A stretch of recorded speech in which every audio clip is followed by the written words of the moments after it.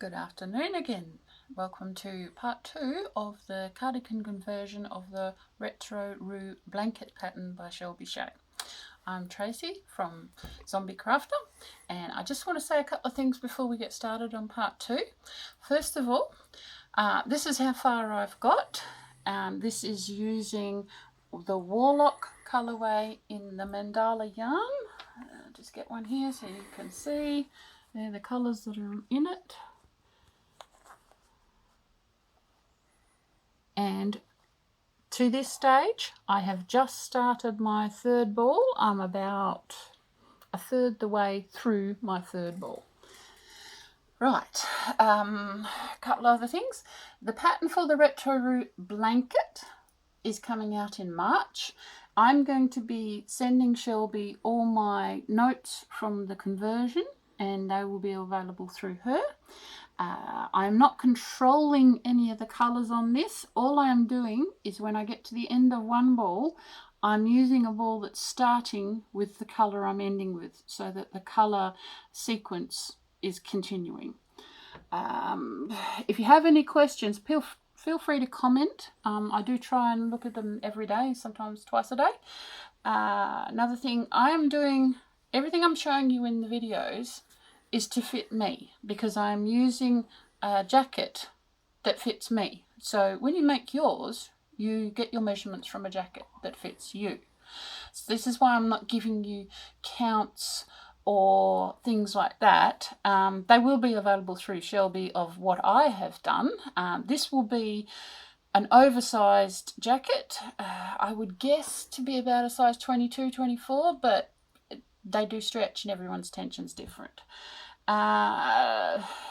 Anything else? That's about all, I think. I've also decided to call it my Radagast Jacket. Points to anyone who can guess or tell me where the name Radagast come from. But anyway, let's get started.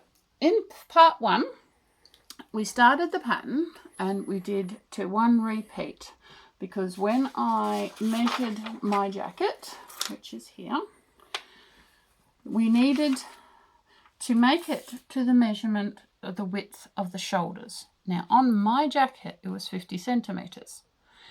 Now, that was 47 to here. Now, with crochet stretching like it will, 47 to me was close enough, and it was conveniently at the end of a pattern repeat, which made putting the armholes in easy.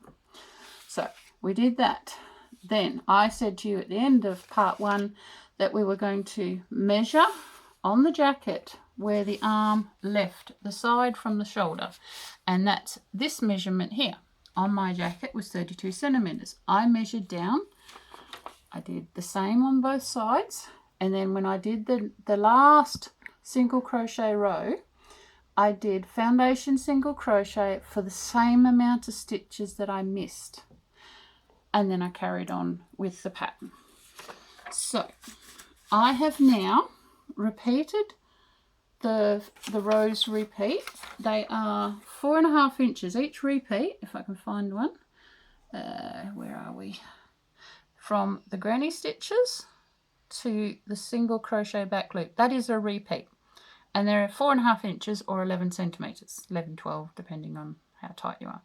So I have done 2 pattern repeats, and it gets me out to this purple line here. Now that got me to the length I wanted, which is from the shoulder down to there. It was 77 centimetres. Now I'll move this out the way. I'll move that out the way, and I will pull it up a little bit so you can see a little bit. Bring it towards me, and I'll see if I can get my camera to come to the ends here so you can see. If you look on the ends, I have started doing the sides and collar widening. I'll bring it in a bit, fold it like that. What you're going to have to do next, I don't want it any longer, but I do want it wider. If you look on the bit of paper, we're going to have to start going like this now. Don't want any more length, but we do want height and width. So you're going to have to make a U shape, and then every second row you're going to be doing it on the back. You will need to swap some stitches from back post to front post. It is fairly simple. Like I said, I am taking notes and you'll be able to find out from Shelby. And I am going to, I measured my jacket again. We need to make the side at least the width of the front so that it will drape and cover you. Now, I also thought I might make the top into a hood. So I measured on my jacket how high the hood is. And I'll turn it. It is 34 centimetres from the top of the shoulder. Now, this is 72. We don't need it 72. But if we could get it to 34, or 13.5 inches, we can make a hood with the top. And that will help it stay on your shoulder. So that is the next part to do. Working in the U shape, around and back and around and back until it is wide enough to bring the sides in and make the hood. And that's part 2. Please like, subscribe and share so more people can find out about this great pattern. And I'll see you next time for part 3. See ya!